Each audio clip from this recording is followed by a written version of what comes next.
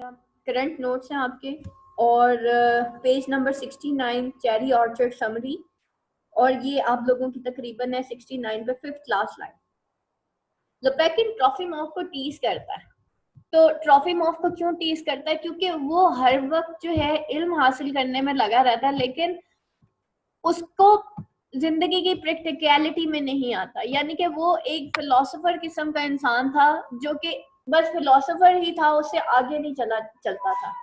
जैसे मैं कहती हूँ ना कि बेटा बाज लोग खाली डिग्रियां लेने पे ही फोकस रहते हैं कि ये डिग्री वो डिग्री, और उन डिग्रियों के चक्कर में ना वो कभी आगे नहीं जा पाते। तो ट्रॉफिमोव जो है एक ऐसे कैरेक्टर को शो कर रहा था जो कि बुकिश है, और वो बुक से निकल के उसने कभी प्रैक्टिकल लाइफ जी नहीं है, यानी कि वो भी एक कॉमिक कैरेक्टर है। जबकि लोपेकिन एक प्रैक्टिकल बिजनेसमैन है। आपको मैं बताऊं, अभी मेरी एक बुक शॉप कीपर से बात हुई, उस बंदे ने मुझे बताया, अभी भी उसकी उम्र खैर इतनी ज्यादा नहीं है, 16 साल की उम्र में उसने जो है ये किताबों का बिजनेस शुरू किया था। अभी उसकी उम्र मुश्किल से 20-21 साल होगी, और उसकी माशाल्लाह कराची के अंदर 3 ब्रांचेस है उसकी शॉप की। ठीक है, तो वो उसने बताया कि मतलब मैं मैट्रिक में था तो मेरे पेरेंट्स ने मुझे कहा कि जो है ना तुम बिजनेस की तरफ आओ। तो ये बेटा बिजनेस होता है, और एक होता है, उस दिन मैं पढ़ रही थी फेसबुक के ऊपर कि बड़ी मजे की एक चीज लिखी हुई थी कि ये क्या कहते हैं इसको, नौकरी ना मिलना, बेरोजगारी। बेरोजगारी के लिए क्या एमफिल होना जरूरी है? यानी कि एमफिल हो के भी इंसान बेरोजगार है। और जो बिजनेसमैन होता है वो छोटी उम्र से ही शुरू हो जाता है, और वो जो है कुछ 3-4 सालों में ही वो जो है अपने पैरों पे खड़ा हो जाता है।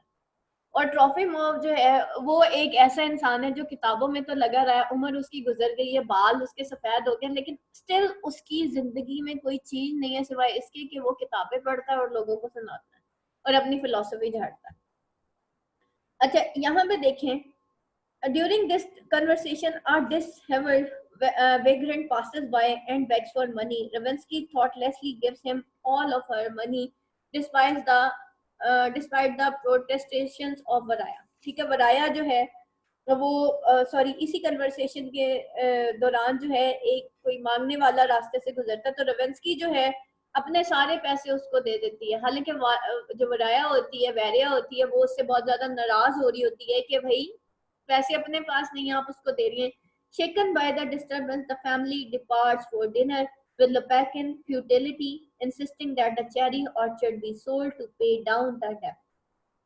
अब जो है एक डिस्टरबेंस क्रिएट होती है, फैमिली जो है डिपार्ट हो जाती है डिनर के लिए। लोपैकिन जो है फ्यूटिली इंसिस्ट करता है कि चेरी ऑर्चर्ड को सेल कर दो ताकि तुम जो है इन डेब्ट्स को पे कर सको।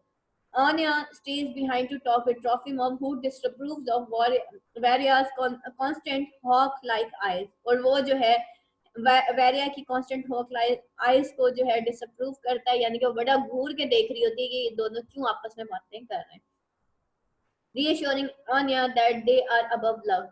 To impress Trofimov and win his affection, Anya was to leave the past behind her and start a new life. Anya जो है वो इम्प्रेस करने के लिए ट्रॉफीमोव को और उसकी अफेक्शन को विन करने के लिए वो उसको कहती है कि वो अपना पास्ट जो है भूल जाएगी और वो नई life गुजारेगी। The two depart for the river as Varia call scolding in background.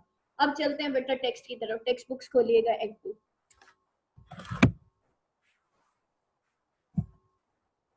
Let's start our Act 2.